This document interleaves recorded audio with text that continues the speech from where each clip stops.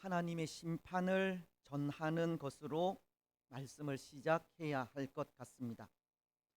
사실 이 심판이라는 말을 자주 듣는다는 것이 별 유쾌하지 않는 일일 수 있습니다. 그렇지 않습니까? 심판을 생각하면 때로 그것은 이 상급보다는 형벌을 먼저 생각하게 하기 때문입니다. 심판은 축복이 아니라 저주라는 생각을 하기 때문에 별 유쾌하지 않게 생각할 수 있다는 겁니다. 하지만 그것은 예수님을 알지 못하고 예수님을 믿지 않는 자들에게 해당되는 것이고, 믿음을 가진 사람에게는 이 형벌의 심판이 없기 때문에 오히려 심판이라는 것은 믿음의 사람들에게 믿음의 진보를 가져다 주는 것이 아닐까 생각합니다. 심판이라는 것은 믿음의 사람들에게 그 신앙을 다시금 돌아보게 하고 경고를 주며 믿음의 반석 위에 굳게 서게 한다는 겁니다. 그래서 할 수만 있다면 이 심판에 대한 말씀을 자주 듣는 것도 나쁘지는 않다 생각을 합니다.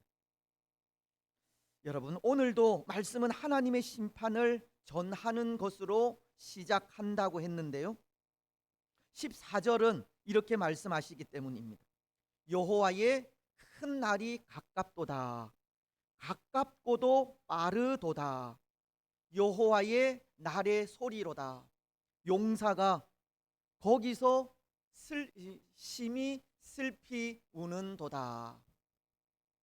말씀은 여호와의 큰 날이라는 말씀을 하고 있습니다. 여기 여호와의 큰 날이라는 것은 우리가 지난 시간에도 생각을 하였지만 이 날은 심판의 날이라고 하였습니다. 그 날에 대해 오늘 말씀도 용사가 거기서 심히 슬피 우는도다라는 말씀을 하시듯 여호와의 날에 임할 진노는 용사라도 슬피 울게 하는 이 무서운 진노라는 것을 가르치면서 그 날이 심판의 날인 것을 전하고 있는 겁니다. 여러분, 이 심판의 날은 무섭고도 두려운 날입니다.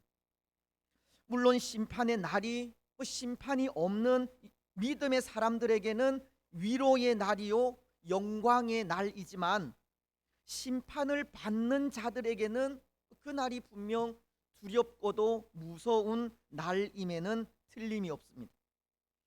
그래서 오늘 말씀은 이 심판의 날이 왜 그토록 무섭고도 두려운 날인지를 가르치고 있는 것인데요, 그 무섭고도 두려운 심판의 날을 생각하는 것이 오늘 우리에게 다시 한번 교훈을 주고 경고를 주게 될 것이라 생각합니다.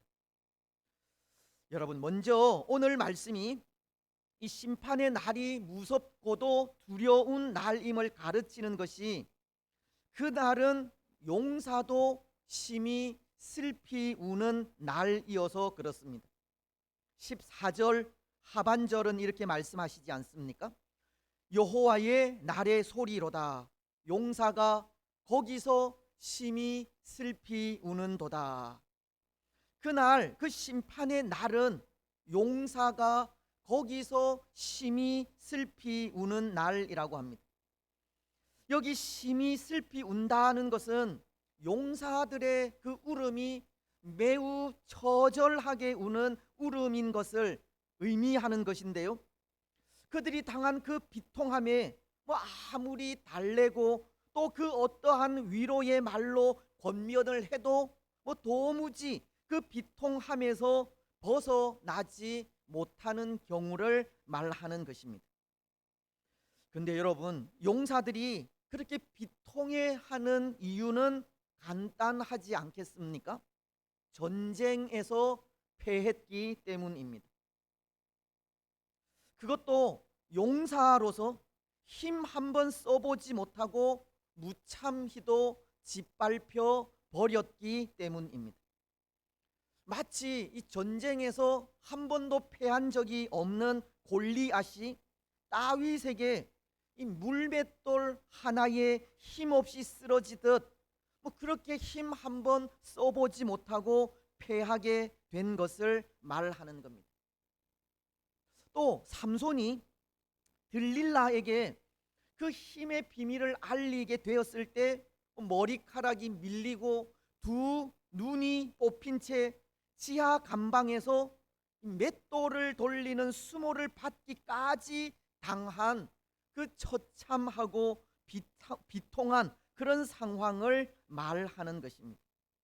그래서 삼손은 그날의 그 실수로 지하 감방에서 이 맷돌을 돌리며 애통의 눈물을 얼마나 많이 흘렸는지 모릅니다. 사사기서는 16장 28절을 통해 이렇게 말씀하기 때문입니다. 삼손이 여호와께 부르짖어 이르되 주 여호와여 구하옵나니 나를 생각하옵소서. 하나님이여 구하옵나니 이번만 나를 강하게 하사 나의 두 눈을 뺀 블레셋 사람에게 원수를 단번에 갚게 하옵소서 하고, 그 어떤 사람도 대항할 수 없을 정도로 이 강한 용사이던 삼손이 슬픔에 잠겨 주 여호와여 구하옵나니 나를 생각하옵소서라고 자신을 도와주시기를 그렇게 아뢰고 있는 겁니다. 때로 삼손은 그렇게 강한 자신이 한 번도 제대로 힘 한 번 써보지 못하고 당한 일에 황당함을 느끼기도 하지 않았을까 생각하는데요. 그가 당한 그 일이 자신도 믿을 수가 없었는지 자신이 당한 그 애통함을 처절하게 고백하면서 이번만 나를 강하게 해달라는 그런 기도를 하나님께 드리고 있는 겁니다. 여러분, 삼손의 그 비통함을 느낄 수 있겠습니까? 처절하게 부르짖는 그 기도 소리를 알 수 있겠습니까? 강하고 힘센 용사가 슬피 울 수밖에 없는 상황은 이렇게 전쟁에서 패하여 꼼짝없이 잡혀 조롱을 당하는 상황에 놓여 있기 때문입니다. 하나님의 심판의 날이 무섭고도 두려운 날이라는 것이 그 눈물이 패배의 눈물이 되건 조롱으로 인한 눈물이 되건 큰 용사라도 눈물을 흘릴 수밖에 없는 날이기 때문인 겁니다. 힘 한 번 써보지 못하고 꼼짝없이 잡혀서 죽을 수밖에 없는 날이 심판의 날이기에 그 날이 그토록 고통스럽고 무서운 날이 된다는 겁니다. 또 하나, 이 심판의 날이 그토록 무섭고도 두려운 날인 것이 그날은 아무런 소망도 가지지 못하는 날이기 때문입니다. 15절은 소망 없는 그날의 모습을 이렇게 묘사하고 있습니다. 그날은 분노의 날이요, 환난과 고통의 날이요, 황폐와 패망의 날이요, 캄캄하고 어두운 날이요, 구름과 흑암의 날이요. 그날 큰 심판의 날은 분노의 날, 환난과 고통의 날, 황폐와 패망의 날, 캄캄하고 어두운 날, 구름과 흑암의 날이라고 합니다. 여러분, 이러한 표현들을 살필 때 이러한 날을 한마디로 이야기한다면 어떻게 표현할 수 있겠습니까? 아무런 소망도 가질 수 없는 날이라고 표현할 수 있습니다. 특히 이러한 표현을 히브리어 문법으로 교차대꾸법이라고 하는데요, 이 교차대꾸법이라고 하는 것은 부각시키고자 하는 내용을 중심에 두고 그 전후에 이 중심 내용과 상응하는 요소를 대응시키는 것을 말합니다. 오늘 말씀으로 하면 이 여호와의 날은 황폐와 패망의 날이다라고 하시면서 그 전후로 황폐와 패망의 모습을 이야기하기를, 그 전으로는 분노와 환난과 고통의 날로, 또 그 후로는 캄캄하고 어두우며 구름과 흑암의 날로 묘사를 하므로 심판의 날은 일말의 소망도 가질 수 없는 날임을 말씀하고 있는 겁니다. 특히 이런 황폐와 패망의 날을 당하기까지 그 분노와 환난과 고통이, 또 캄캄함과 어두움과 흑암이 그 누구에게서도 아니라 하나님으로부터 오게 된 것을 말하므로 하나님으로부터 오는 심판은 이 회복의 가능성이 전혀 없다는 것을 말하고 있는 것이기도 합니다. 심판은 하나님께로부터 오는 것이기 때문에 전혀 소망이 없는 날이라는 겁니다. 도무지 회복할 수 없는 완전한 멸망의 상태에 이르는 날이 심판의 날입니다. 그렇습니다. 사랑하는 여러분, 하나님의 심판의 날은 멸망받을 자들에게 소망이 없는 날입니다. 회복할 수도 다시금 기회가 주어지지도 않는 날입니다. 여기 어디서 소망을 찾을 수 있겠습니까? 누가복음 16장에는 부자와 거지 나사로의 비유를 기록한 말씀이 있습니다. 한 부자가 죽어 지옥에 가서 천국에 있는 거지 나사로를 보게 되었습니다. 그는 아브라함의 품에 안긴 나사로를 보면서 이 세상에서 믿음으로 살지 못한 것을 후회하며 아브라함에게 나사로를 세상에 있는 자기 가족들에게 보내어 그들로 이 고통받는 곳에 오지 않게 해달라고 간청합니다. 하지만 그런 부자에게 아브라함은 이런 말씀을 하십니다.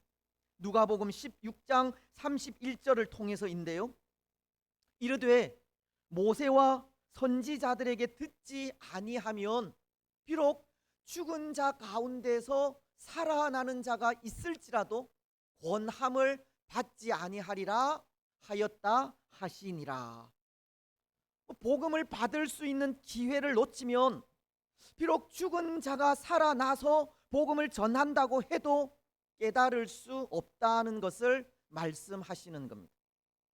때로 이 말씀은 예수님 당시 표적을 구하던 악한 세대에게 예수님이라고 하는 표적을 보이셨음에도 예수님을 믿지 않은 것을 빗대어 말씀하신 것으로, 아무리 죽은 나사로가 살아온다고 해도 이미 그 강팍해진 그 심령에는 말씀이 아무런 소용이 없다는 것을 전하는 그런 말씀이라는 겁니다. 심판의 때가 이르게 되면 다시 돌이키기에는 너무 늦다는 겁니다. 그래서 그날, 그 심판의 날이 그렇게 캄캄하고 어두우며 고통스러운 날이 될 수밖에 없습니다. 분노와 환난과 고통의 날이 될 수밖에 없는 겁니다. 단테가 쓴 신곡을 보면 지옥편에 지옥 입구에 이런 말이 쓰여 있다고 하지 않습니까? 이곳에 들어오는 자는 일체의 희망을 버리라. 이곳, 이 지옥에 들어오는 자는 일체의 희망을 버리라는 겁니다. 여러분, 여호와의 날은 심판받는 자들에게 소망이 없는 날입니다. 다시는 기회가 주어지지 않는 날입니다. 심판으로 인해 영영한 지옥불에 던져지는 아무런 소망 없는 날이 심판의 날입니다. 그래서 그 날이 그토록 무섭고도 두려운 날이 될 수밖에 없습니다. 이제 또 하나 오늘 계속되는 말씀은 그날 여호와의 날에 대해 이렇게도 말씀하고 있습니다. 그날은 우리 사람의 노력이 아무 소용이 없는 날이라는 겁니다. 16절은 이렇게 말씀하지 않습니까? 나팔을 불어 경고하며 견고한 성읍들을 치며 높은 망대를 치는 날이로다. 이것은 우리 인간의 그 어떠한 노력도 하나님의 심판 앞에 아무런 소용이 없다는 것을 말하는 겁니다. 사실 여기 나팔을 부는 행위는 안식일이나 희년 같은 성회를 선포할 때 부르는 그런 나팔입니다. 즉 하나님께서 이스라엘 백성들과 함께 하시는 것을 알릴 때 부는 것이 나팔이라는 겁니다. 하지만 불행하게도 여기 이 나팔 소리는 그런 나팔 소리가 아닙니다. 적들의 공격에 경고를 알리는 소리입니다.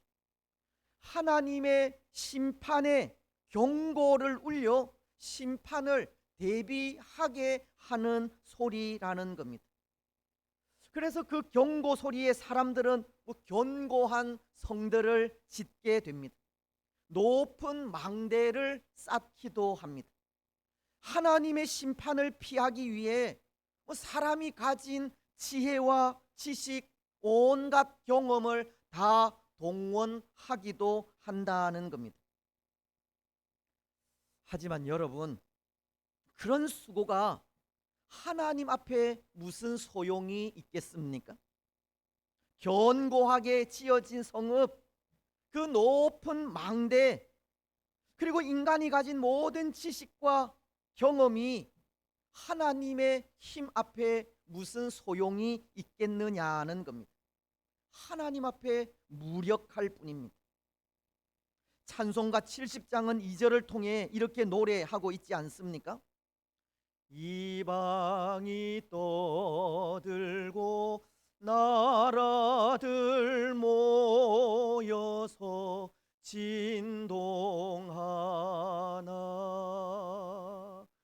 우리 주 목소리 한 번만 바라면 천하의 모든 것 망하겠네.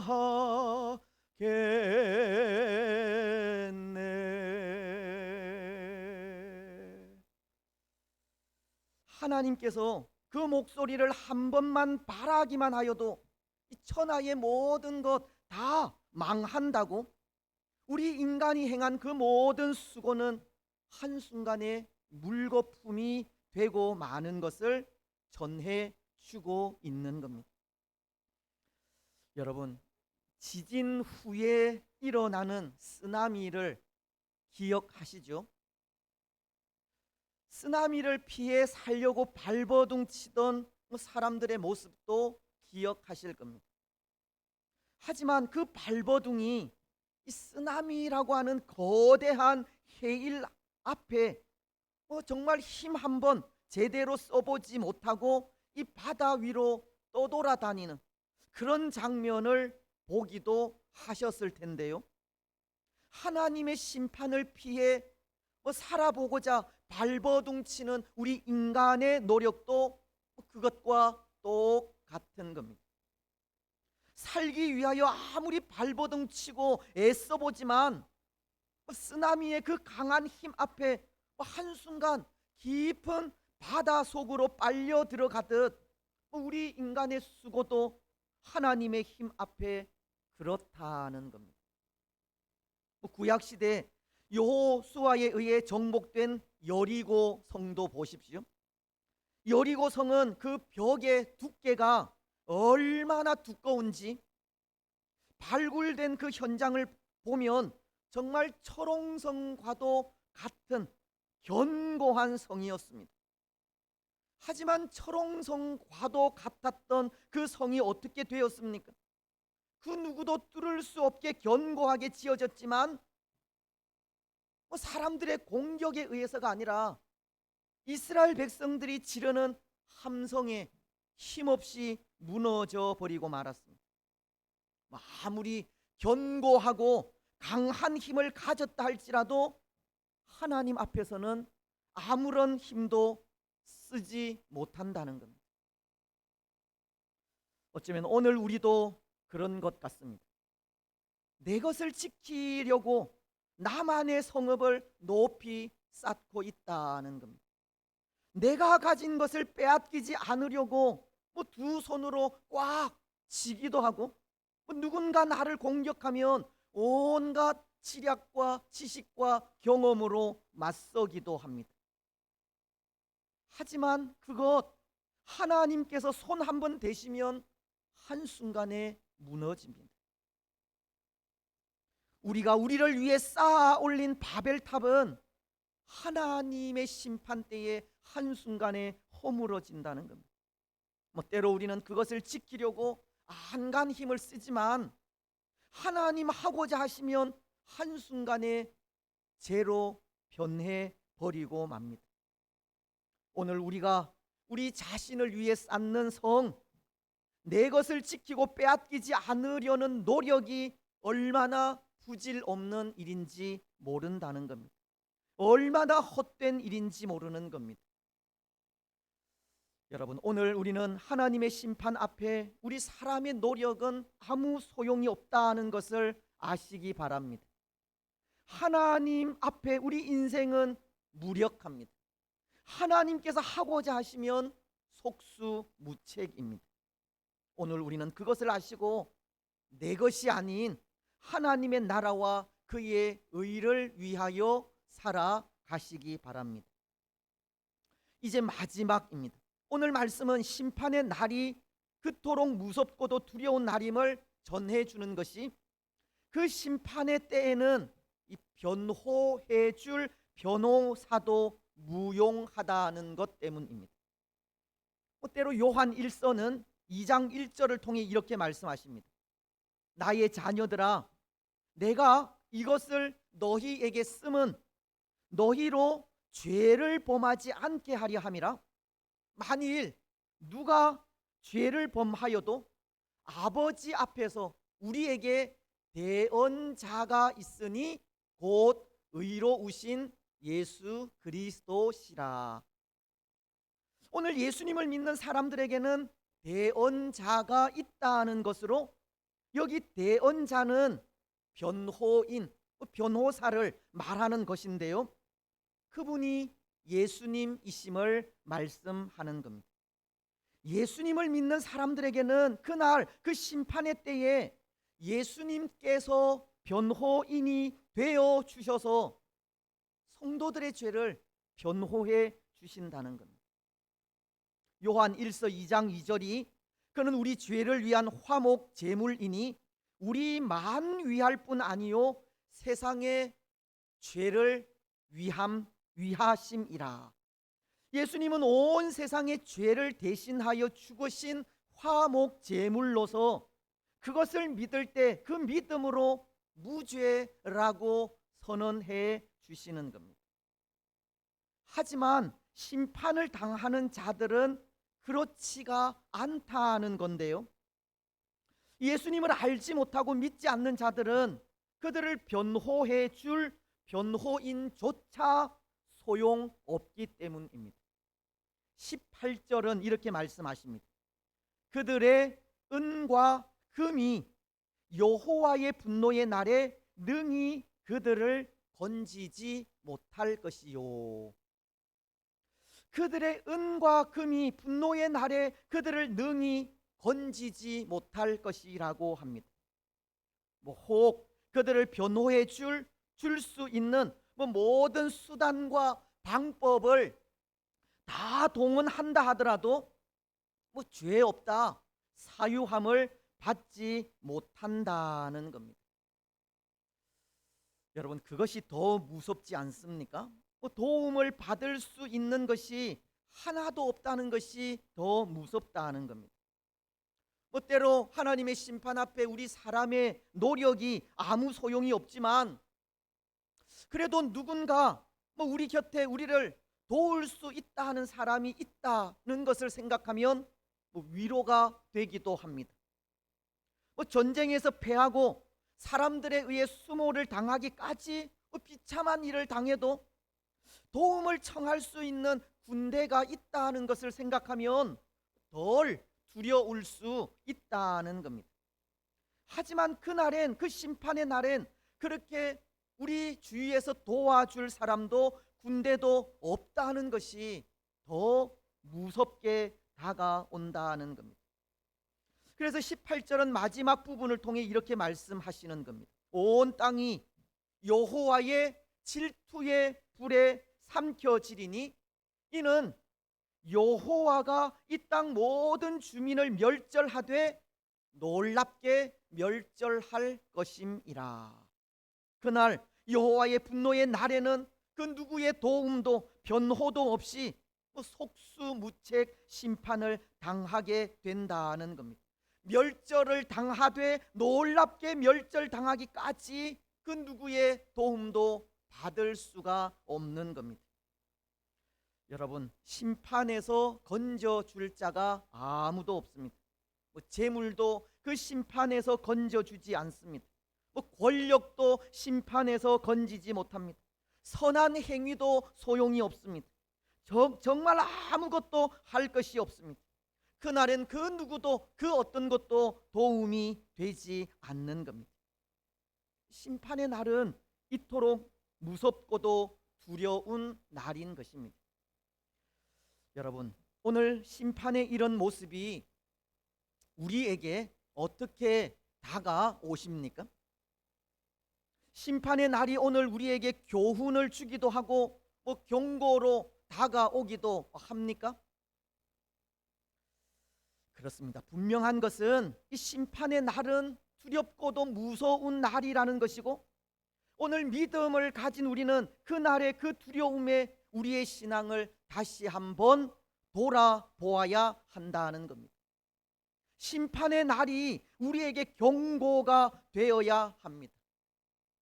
그래서 그것을 생각하면서 우리는 우리 믿음의 삶을 이렇게 살아가야 하리라 생각합니다.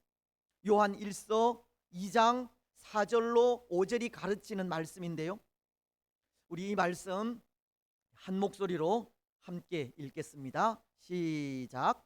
그를 아노라 하고 그의 계명을 지키지 아니하는 자는 거짓말하는 자요, 진리가 그 속에 있지 아니하되 누구든지 그의 말씀을 지키는 자는 하나님의 사랑이 참으로 그 속에서 온전하게 되었나니 이로써 우리가 그의 안에 있는 줄을 아노라.